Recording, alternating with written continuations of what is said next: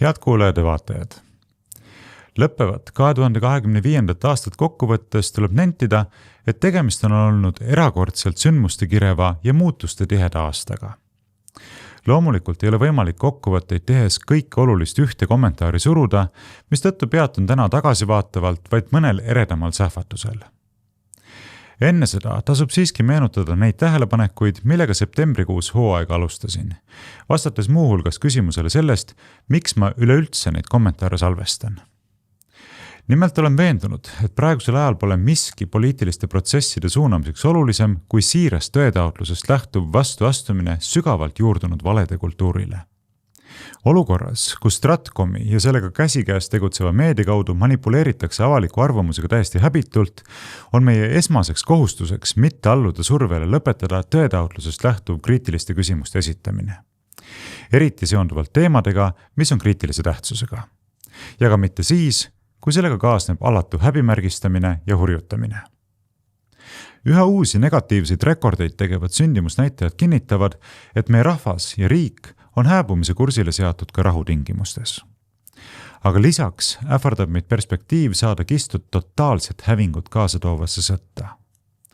Just sel põhjusel ei poolda mina seda välis- ja julgeolekupoliitilist kurssi, millel liigub kogu meie valitsus suurema osa opositsiooni toetusel ja mille elluviimiseks kasutatakse riigivõlga kasvatades üha meeletumates kogustes maksumaksjate raha. Seepärast olengi nende kommentaaride tegemiseks läbi sügishooaja pingutanud, kaasates selleks ka välistabi. Selleks, et tuua meie väga ühekülgsesse ja riiklikust propaganda narratiivist domineeritud inforuumi olulisi alternatiivseid vaatepunkte ja julgustada ka teisi inimesi kriitilisi küsimusi esitama, seistes sedasi vastu Eestit sõtta tüürivale programmile. Teame ju väga hästi, et kui akadeemik Tsahkna kuulutab vajadust Venemaa vastases sõjas meie oma nahk mängu panna, sest Venemaaga pidavat saama rääkida vaid jõukeeles, peab ta silmas mitte oma, vaid meie ja meie poegade nahka. Vastasel juhul peaks ta olema juba ammu vabatahtlikuna Ukrainas rindel. Aga läheme nüüd tagasivaate juurde lõppevale aastale.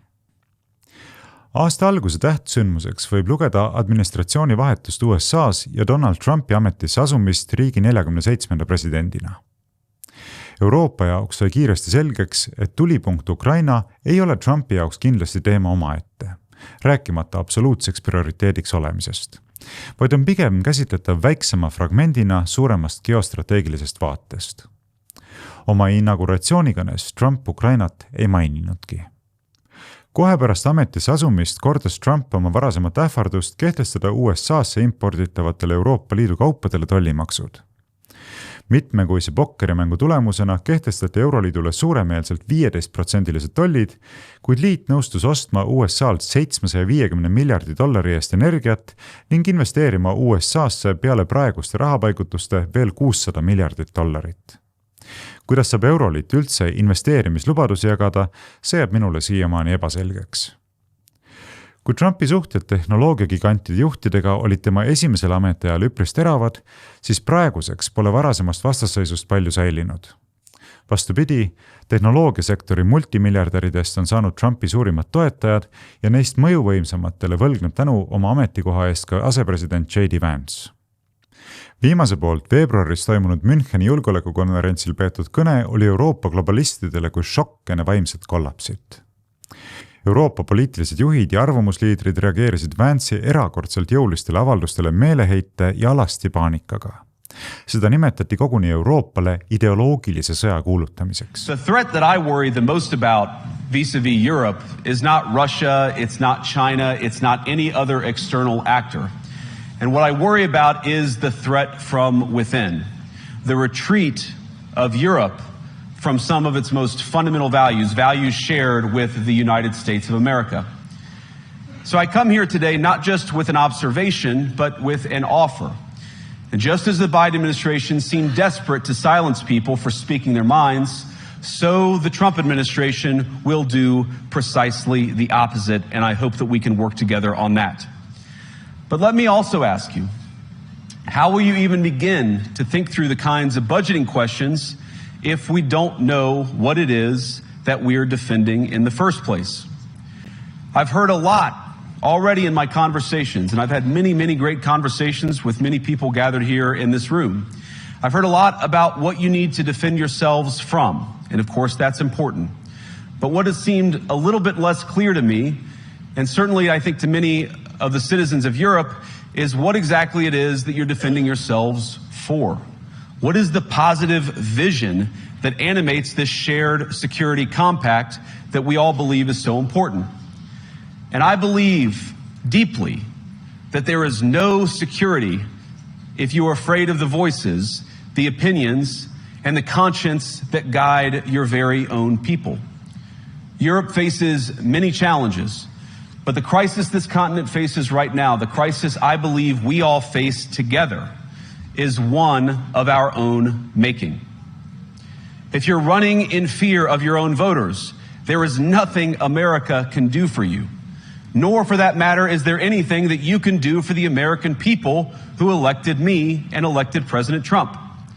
You need democratic mandates to accomplish anything of value in the coming years. Have we learned nothing that thin mandates produce unstable results? But there is so much of value that can be accomplished with the kind of democratic mandate that I think will come from being more responsive to the voices of your citizens. Seni turvaliselt distantsilt või koguni virtuaalselt sõjakalt relvi taristama harjunud eurooplased aimasid halvimat ja sel korral oli neil ka õigus. See oli avatakt, kaose meeleolud võtsid maad ka NATOs. Juba enne Müncheni konverentsi Brüsselis toimunud NATO kaitseministrite kohtumisel kurtis peasekretär Mark Rutte, et vaatamata kõigile lääne jõupingutustele toodab Venemaa 3 kuuga rohkem laskemoona kui kõik NATO liikmesriigid kokku terve aasta jooksul. Pärast Euroopa tuumikriikidega toimunud esmast mõttevahetust leidis Prantsusmaa, et eitamist ei saa enam olla. Euroopal on aeg võtta oma turvalisuse eest vastutus ja esimene proovikivi on Ukrainas mitte kapituleeruda. Justkui juhuslikult ja mööda minnes tunnistati, et Ukrainas toimuv ei ole pelgalt ukrainlaste ja venelaste mõõduvõtmine, vaid paljuski käsitletav proksisõjana. Samal ajal toimusid ettevalmistused USA ja Venemaa kahepoolseteks kõnelusteks. Võimalus, et suurriikide vahel taasloodud kontakt võib juba lähimal ajal päädida tippkohtumisega 2 riigi presidentide vahel, lõi Euroopa Liidu ladvikul hinge kinni. Sellele vaatamata leppisid Trump ja Putin kokku vajaduses taasluua kanal riikidevahelistes suhetes kuhjunud probleemide lahendamiseks. Moskva ja Washington leidsid üksmeele selles, et esimese sammuna tuleb kõrvaldada president Joe Bideni administratsioonilt päritud ühepoolsed tõkked vastastikku kasuliku kaubandus, majandus ja investeerimiskoostöö teel. Samuti tunnustati vastastikust koostöövalmidust päevakajalistes rahvusvahelistes küsimustes, sealhulgas Ukraina konflikti ja Palestiina olukorra lahendamises. Korduvalt kinnitati valmisolekut teha koostööd taastamaks vastastikku lugupidav riikidevaheline dialoog kooskõlas presidentide seatud tooniga. Järgnesid kõnelused Riadis, pärast mida kasutas USA välisminister Rubio mitmel puhul termineid nagu ühised geopoliitilised huvid ning ajaloolised majandus- ja investeerimisvõimalused. Veebruaris leidis mäletatavasti Valgemaja ovaalkabinetis aset USA ja Ukraina riigipeade märgiline sõnasõda. Trump ütles Zelenskile nii otse kui võimalik, et ilma USA toetuseta ei ole Ukrainal kaarte Venemaa vastu sõja pidamiseks. Don't tell us what we're going to feel. We're trying to solve a problem. Don't tell us what we're going to feel. I'm not telling you. Because you're in no position to dictate that. Remember this. You're in no position to dictate what we're going to feel. We're going to feel very good. We're going to feel very good and very strong. You will feel influence. You're right now not in a very good position. You've allowed yourself to be in a very bad position, and he happens to be right about it. From the very beginning of the war. You're not in a good position. You don't have the cards right now. With us, you start having cards. But right now, you don't. You're playing cards. You're playing cards. You're gambling with the lives of millions of people. You're gambling with World War III. You're gambling with World War III. And what you're doing is very disrespectful to the country, this country, that's back to you, far more than a lot of people said they should have. Have you said thank you once this entire meeting? No, in this entire meeting, have you said thank you? You went to Pennsylvania and campaigned for the opposition in October. Offer some words of appreciation for the United States of America and the president who's trying to save your country.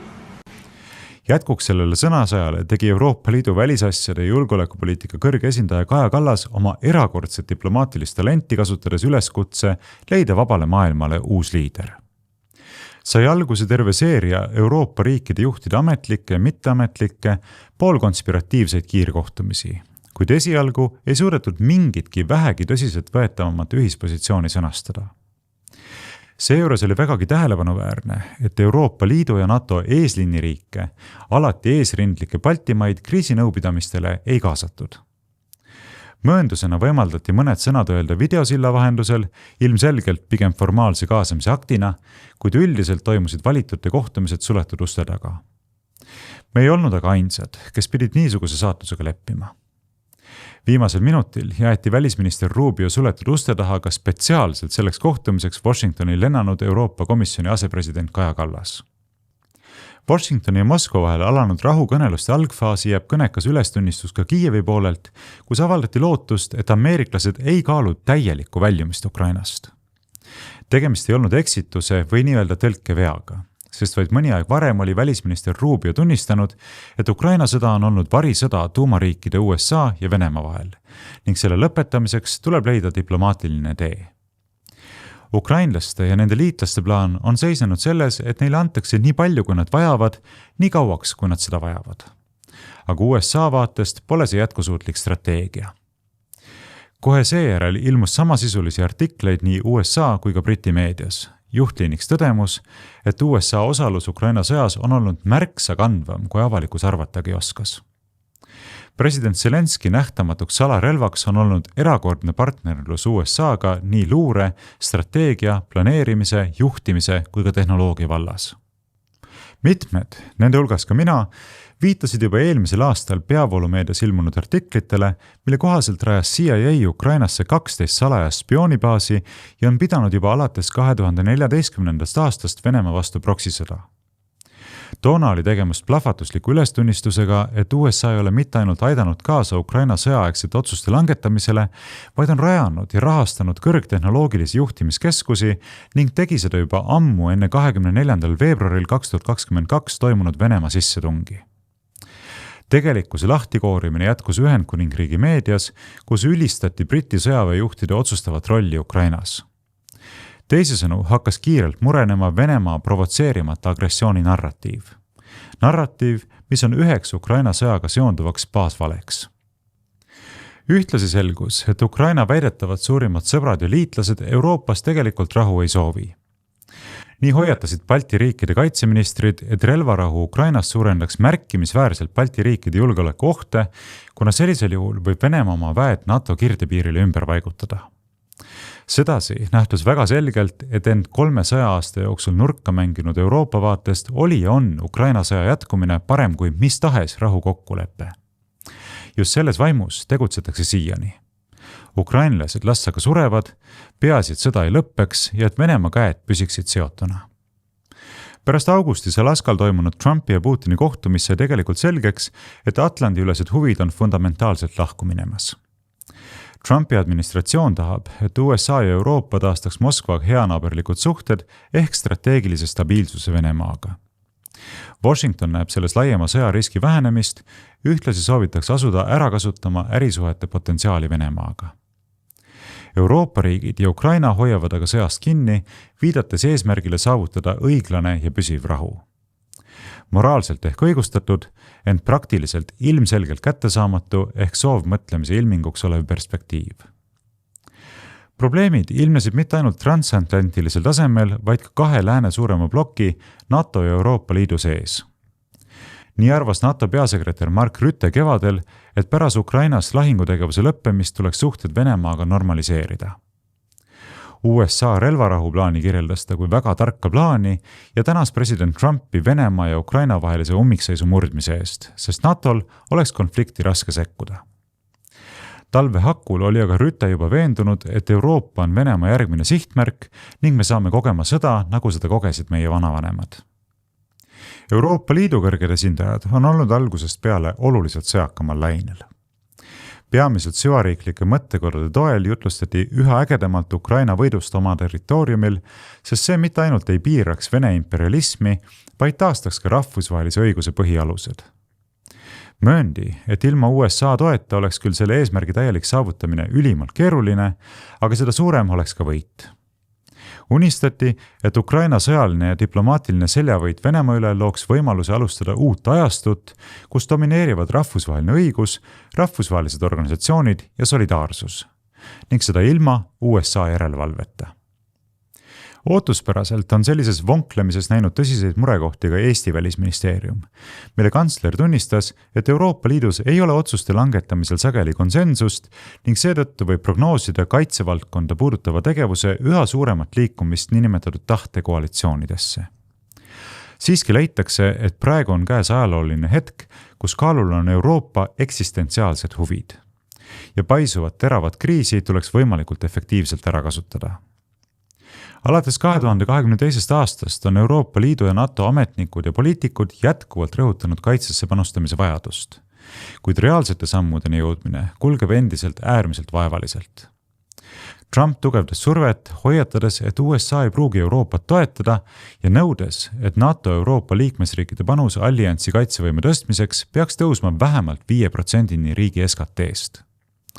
See soov fikseeriti liitlastele kohalduva nõudena suvisel NATO tippkohtumisel Haagis.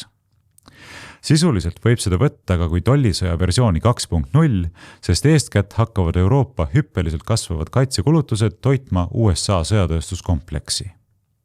Seejuures on tähelepanuväärne, et 5% nõue näib olevat valikuvabadust jätmata kehtestatud kõigile NATO liikmetele peale USA enda, mille kaitsekulutused on circa 3,5% tasemel. Sealjuures väärib eraldi tähelepanu, et nõudes NATO liitlastelt kaitsekulutuste hüppelist tõstmist, keeldus Trump ise samal ajal Haagi tippkohtumisel andmast vastust talle korduvalt esitatud küsimusele, kas ta tõlgendab NATO lepingu artiklit 5 viisil, mis kohustab USA'd sõjalise konflikti korral Euroopa riikide toetuseks Venemaa vastu sõtta sekkuma. Teadagi, reaalselt ei ole sellist kohustust NATO lepingu artiklis 5 sätestatud. Kohustuseks on võtta rünnaku alla jäänud liitlasriigi toetuseks kasutusele vajalikuks peetud meetmed, mis ei pruugi aga seisneda sõjalises sekkumises. Are you still committed to Article 5 of NATO? It depends on your definition. There's numerous definitions of Article 5. You know that, right?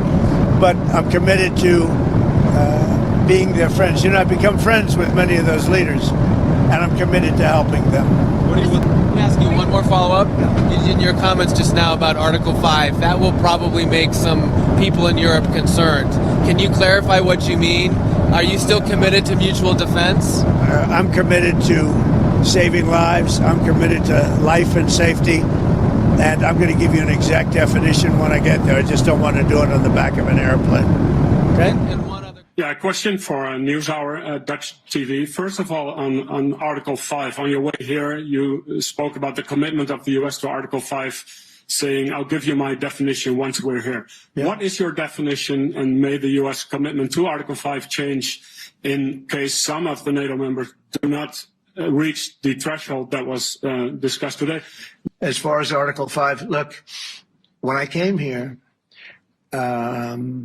I came here because it was something I'm supposed to be doing, but I left here a little bit differently. I said, I watched the heads of these countries get up, and the love and the passion that they showed for their country was unbelievable. I've never seen quite anything like it.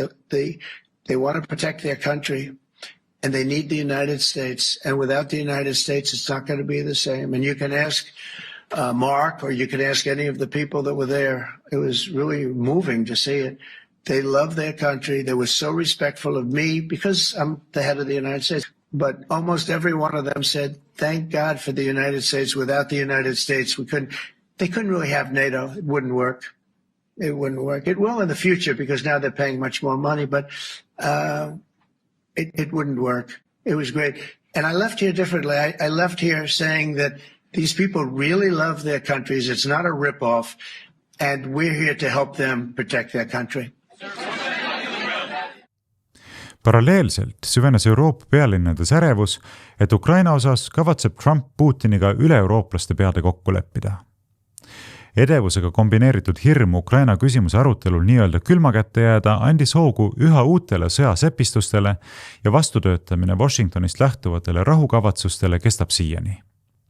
Tegelikkuses on ühtviisi ebamäärased nii eurooplaste kaasamise sõnastus kui ka mõte. Nii ei ole Euroopa Liit olnud suuteline määratlema oma rolli tulevases maailmakorras, ega ka täitma konkreetse sisuga üldistust Euroopa riigid. Liit võiks justkui olla volitatud kõnelema kõigi vana maailma riikide nimel, kuid tegelikult on selle juhtkonna seisukohad kõlanud pigem mitmete Euroopa tuumikriikide juhtide avalduste kajana. Suve ja sügise jooksul see trend vaid süvenes ja Euroopa Komisjoni autoriteeti ähvardas vabalangusesse minek. Meeleheitlik olukorda üritati veel päeva viimasel tunnil lahendada jõuliste otsustega. Seejuures on keeruline hinnata, mil määral on külmutatud Vene varade kallale minemise püüdlused olnud ajendatud siirast soovist toetada Ukraina vabadusvõitlust, mil määral ambitsioonist tõsta oma relevantsust ja mil määral Kiievi kreeditoride survest. Euroopa Liidu lepingust ülerullimine igal juhul vaid süvendas liidus hargnevat sisemist kriisi. Loosung ühtsem kui kunagi varem paljastub üha enam narratiivse lausvalena. Reaalse ühtsuse asemel on nähtav hoopis surve kasvamine liikuda kasvõi jõuga edasi liidu föderaliseerimise püüdluses, isegi liidu rebestamisega riskides. Nii on läänes avaldunud omavahel konkureerivad hoiakud varjutanud juba pikki kuid USA juhitud rahukõnelusi ning pingestanud veelgi Euroopa ja Washingtoni niigi halvenenud suhteid. Pole siis ime, et detsembri alguses avaldatud USA riikliku julgeolekustrateegia dokumendis tõstetakse Ukraina küsimuses esile Euroopa riikide ebarealistlikud ootused ja korratakse üle, et USA huvides on saavutada kiire vaenutegevuse lõppemine ning taastada tingimused strateegiliseks stabiilsuseks suhetes Venemaaga. Eurooplasi nähakse pigem nõrkade ja ebaadekvaatsetena ning paljuski just seetõttu on USA sunnitud tegema lõpu arusaamale, nagu oleks NATO laienemine igikestev ja tingimusteta. Ka USA meedias imestatakse, et eurooplased eelistavad pigem riskida sõjaga Putini tingimustel kui rahuga Trumpi tingimustel. Aga olgem ausad, nii see ju tõesti on. Üks oluline nihe toimus siiski ka Kiievi suunal. Aasta alguses lekkinud siseinfo kohaselt tuvastasid Pentagoni ja USA välisministeeriumi auditid olulisi lahknevusi Ukrainale tarnitud ja tegelikult kasutatud relvastuse vahel. Ja seda vaatamata vastavasse raamatupidamisse sisse kodeeritud ebamäärasusele. Korraks kostusid Euroopastki üksikud hääled, mis nõudsid tõhusamat kontrolli Kiievi rahastamise üle. USA's teatasid aga mitmed vabariiklased otsesõnu, et ei kavatse jätkata korrumpeerunud sularaha automaadi spondeerimist. Algas Zelenski ja tema kaaskonna survestamine, mis päädis varipresident Andriy Yermaki tagasiastumise, mitmete võtmeministrite riigist põgenemise ja soenduseks või hoiatuseks tagasihoidliku süüdistuse esitamisega puudutavalt 100 miljoni euro suurust korruptsioonikuritegu energiasektoris. Tõsi, nende hiiglaslike skeemidega väidetavalt seotud president Zelenski rahvuskaaslastest sõbrad Minditš ja Zuckerman putkasid oma topeltkodakondsust kasutades Iisraeli ning ka rindele minna lubanud hall kardinal Yermak jätkab Kiievis niitide tõmbamist. Igal juhul on tänaseks pigem kindel, et NATO liikmelisust Ukraina ei saavuta. Ärksama pilguga vaatlejad on muidugi mõistnud praktiliselt algusest peale, et NATO uksed jäävad Ukraina ees suletuks. Ja asi ei ole ju sugugi ainult Trumpis, sest olgem ausad. Samasugune oli USA seisukoht ka Joe Bideni administratsiooni ajal. Siiski on irooniline, et meile esitatud narratiivi kohaselt on olnud vaja laiendada NATOt Ukrainasse, et vältida sõda Venemaaga. Ent reaalsuses on saadud sõda Venemaaga just NATO laiendamise püüdluste tõttu. Kokkuvõtvalt võib näha, et Euroopa Liidu ja Euroopa NATO riikide hüsteeria tuleviku Ukrainat piiritleva julgeoleku kontuuri üle ongi eelkõige tingitud sellest, et vastutus Ukraina julgeoleku garantiide eest veretatakse nüüd neile. Venemaaga üksi vastastikku jäämist kardavad Euroliidu ja NATO pistrikud aga mõistagi rohkem kui pool abstraktset kontrolli kaotamist Ukraina üle. Arusaadavalt mõistetakse, et ilma USA kandva rollita ei suudeta senist julgeolekuarhitektuuri ja poliitilist kurssi säilitada. Sellest ka üha neurootilisemad tõmblused ja valjenevad ähvardused. Probleeme on mitmeid, neist esimeseks piiratud rahalised võimalused. Väidetavalt vajaks Euroliit Trumpi administratsiooni visandatud rahuplaani täielikuks elluviimiseks ja Ukraina ülesehitamiseks $3 triljonit. Kas Euroopa majandus saab sellega hakkama, on muidugi retooriline küsimus. Pigem mitte. Teiseks sõltuvus USA'st militaarvaldkonnas. Paljud Euroopa riigid toetuvad USA sõjalistele võimetele, eriti strateegilise lennunduse, luure ja eelhoiatuse ning raketitõrje valdkonnas. USA toetuse puudumine võib mis tahes Euroopa julgeolekugarantiide tõsiseltvõetavust oluliselt nõrgendada. Euroopa enda kaitsetööstusel aga vähegi võrreldav võimekus siiani puudub. Viimased 3 aastat on teatavasti möödunud järjestikuste loosunglike äratuskellade saatel. Kolmandaks, poliitiline ja diplomaatiline tugi. USA osalemine julgeolekugarantiides annab Euroopa Liidule ja NATOle rahvusvahelisel areenil määrava tähtsusega kaalu. Ilma USA osaluseta on mis tahes samameelsete koalitsiooni jõupingutused ebapiisavad. Ka puhtsõjalise poole pealt on asjad keerulised. USA moodustab ju olulise osa kiirreageerimisjõududest ja transpordivõimekusest, mis on NATO kiire väesiirde võimaldajaks võimestajaks. Ilma selleta väheneks NATO reageerimisvõime oluliselt. Lisaks on USA-l võtmeroll NATO strateegilises juhtimises, sealhulgas kõrgtehnoloogilistes juhtimiskeskustes ja juhtimissüsteemides. Ilma USA juhtimisstruktuurideta muutuks NATO juhtimis- ja koordinatsioonisüsteemid oluliselt vähem tõhusaks, see omakorda aeglustaks operatiivotsuste langetamist ja raskendaks liikmesriikide vahelist koostööd, seda eriti kriisiolukordades. Ilma USA-ta on NATO Euroopa riigid sunnitud keskenduma eranditult mandrikaitsele, mis piirab nende võimet suunata jõudu Euroopast väljapoole. Oluliselt vähenevad mobiilsus ja tegevusulatus, piirates kaasa rääkimist globaalsetes konfliktides. Lõppkokkuvõttes nõrgeneks ilma USA osaluseta NATO sõjaline jõud sedavõrd oluliselt, et mõjutaks alliansi võimet olla usutavalt agressiivne.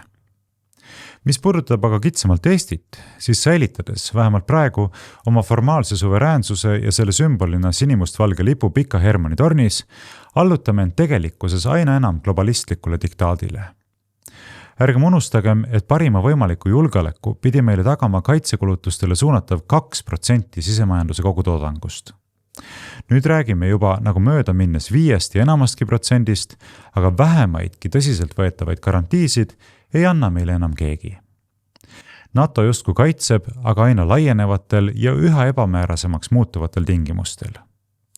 Kui eelmistel aastakümnetel rääkisime jõukohasest kaitsest, siis nüüd on see juba ammu usu küsimus. Ajalooline tõsiasi on ju see, et Teherani ja Jalta konverentsidel sõlmitud salakokkulepetega jätsid meie tänased suurimad liitlased meid Nõukogude Liidu koosseisu. Ei saa välistada, et sarnased kokkulepped on kas Alaskal või kusagil mujal sõlmitud ka Ukraina sõja lõpetamiseks ja ühes sellega maailma suurjõudude mõjusfääride ümbermängimiseks. Paraku ei ole kõige selle juures võimalik mööda vaadata ka tõsiasjast, et meie rahvuslik riiklik minapilt on kuhtunud äärmiselt hapraks ja on rajatud reaalsusega teravas vastuolus olevatele kunstlikele konstruktsioonidele. Mitte kindlameelne tahe olla, vaid igikestvad, ent lootusetult naeruvääristavad püüded näida, kõnelevad mitte lihtsalt ebaküpsusest, vaid märksa tõsisemast ebaadekvaatsusest. Olukorra muutmiseks tuleb see esmalt probleemina ära tunda, siis seda probleemina tunnistada, seejärel tuvastada probleemi tegelikud, kui tahes ebameeldivad põhjused, hakata seeläbi mõistma lahendusi ning lõpuks leida endast piisavalt jõudu eesmärgiks püstitatu ellu viia. Loodetavasti on meile selleks veel aega jäänud. Sügishooaega alustades märkasin, et mulle annab lootust teadmine, et kõik valedele rajatud süsteemid kukuvad varem või hiljem kokku. Valede kandepinnaks oleme ka meie ise inimestena. Kui piisavalt paljud inimesed keelduvad valede kandepinnaks olemisest, see tähendab keelduvad nii aktiivsest kui ka passiivsest koostööst valedega ja hakkavad esitama avalikult olulisi kriitilisi küsimusi ja nõudma neile ka vastuseid, ootab valedele rajatud süsteemi suure tõenäosusega kollaps. Selle nimel tasub pingutada. Lootuses ja ootuses, et tunduvalt parem, reaalselt vabaduse, iseseisvuse, õigluse ja õiguse ideaalidele rajatud ja nende teenistuses olev süsteem on võimalik. Et võiksime ka loota pöördele paremuse poole, selleks ei piisa erakorralistest valimistest ega ka uuest valitsusest. Olgem ausad, tegelikult vajame märksa enamat. Vajame põhimõttelist muutust vaimsetes hoiakutes. Muutust, mis väärtustab vabadust, iseseisvust ja väärikust kõrgemalt kui suhtelist turvalisust. Ainult sellisel juhul on võimalik reaalselt oma, see tähendab tõepoolest meie rahva ja meie riigi huvidest lähtuv ning selge ja reaalolusid arvestav välispoliitika. Välispoliitika, mis asendaks väljaspoolt dikteeritud ning kitsalt russofoobiale rajatud kinnisideelist narratiivi. Taastada tuleb praktiline arusaam, et mitte ükski teine riik, eriti veel suur riik, ega ka Euroopa Liit ei tegutse meie huvidest lähtuvalt. Samuti tuleb taastada arusaam, et esmane julgeoleku tagatis on oma rahvuslikes huvides toimetatav diplomaatia. Vastasel juhul see tähendab vaid võimalikult innukalt väliseid suuniseid järgides ja kuulekalt teiste huve teenides ei ole mingit sisulist mõtet riiklikust iseseisvusest rääkida. Ka Euroopa Liit vajab välispoliitikat, mis küll sõnastab soovitud eesmärgid, kuid arvestab nende reastamisel omaenese hetkeolukorda ja vältimatut lähiperspektiivi. Mõistab ja arvestab lähinaabrite, sealhulgas Venemaa huvisid ning lõpuks on võimeline läbi nägema ka USA omakasupüüdlikke ambitsioone. Nagu kommentaari alguses mainitud, ei saa tervet aastat kokkuvõtvasse lühikäsitlusse pakkida kõike olulist. Näiteks vajaks eraldi tähelepanu Iisraeli sõjategevus Gazas, mis on põhjustanud tohutu mastaabiga humanitaarse katastroofi. Selle katastroofi mastaabist annab tunnistust tõsiasi, et kui ÜRO andmetel on Ukraina sõjas alates 2022. aasta veebruarist hukkunud circa 14 000 tsiviilisikut, kellest circa 700 lapsed, siis Gaza sektoris on alates 2023. aasta oktoobrist hukkunud koguni 70 000 tsiviilisikut, kellest ligemale 19 000 lapsed. Mastaabi hindamiseks pidagem seejuures meeles, et Ukraina rahvaarv on ligi 40 miljonit, samas kui Gaza sektoris oli enne suurema sõjategevuse algust elanikke vaid veidi enam kui 2 miljonit. Vaadates, kui erinevalt on suhtutud Venemaa sõjategevusse Ukrainas ja Iisraeli sõjategevusse Gazas, ilmnevad tohutud topeltstandardid. Aga kõigest sellest ja paljust muust tuleb rääkida juba uuel aastal. Lõppevaks aastaks aga ongi kõik. Tänan teid kuulamast, vaatamast ja kaasa mõtlemast. Kui peate vajalikuks minu välis- ja julgeolekupoliitika kommentaaride projektil omalt poolt kaasa aidata, siis selleks tarviliku info leiate, nagu ikka, minu kodulehelt aadressiga varrovooglaid.ee. Soovin teile rahulikku aasta lõppu ning jääme ühes või teises formaadis kuulmiseni uuel aastal.